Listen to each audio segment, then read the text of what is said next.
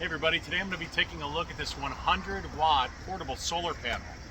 What's nice, it does come in this handy little box to be able to store it, and you do have this nice little bag right here with the bubble wrap. And you can see here, you've got a little pouch that stores all of your power adapters, and it does come with a number of those. You've got your kickstands here, and these are all nicely velcroed, and it does open up to reveal the solar panels themselves. You got a nice little level indicator here as well. So let's get a closer look and give it a try. All right guys, here's a closer look at the panel. You can see here we've got some nice rubberized zippers here to make sure everything stays nice and dry on the inside.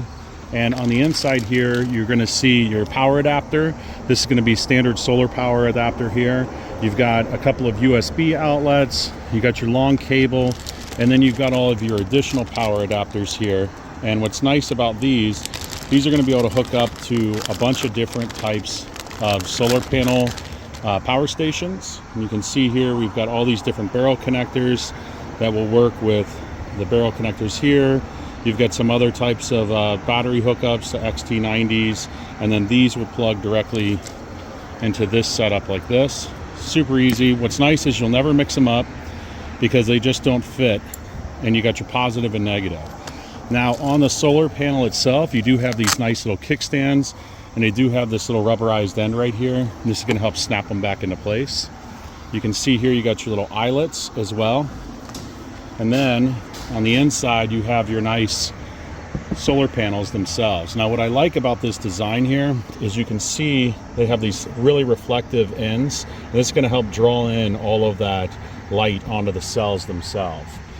And on this side here we have our little level indicator, and this is going to be great to make sure that the sun, when it shines in here, and I'll show this a little bit later, is shining exactly where it needs to be to get optimal power. All right guys, you can see here we're cranking at 80 watts. This is going to be critical to make sure you have your panel lined up perfectly. You can see here it's getting full sun, everything's looking good on it, and you can use this little guy right here to make sure it's aligned correctly. If the angle's too high, you can see how it comes out of this bubble. So if it's in here perfect, that's going to give you the maximum sun that's going to hit the panel. You can see here we have our green light on.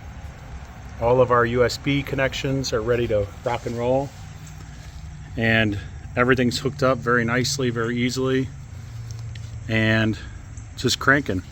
And you can keep adjusting the legs throughout the day to make sure you get maximum power.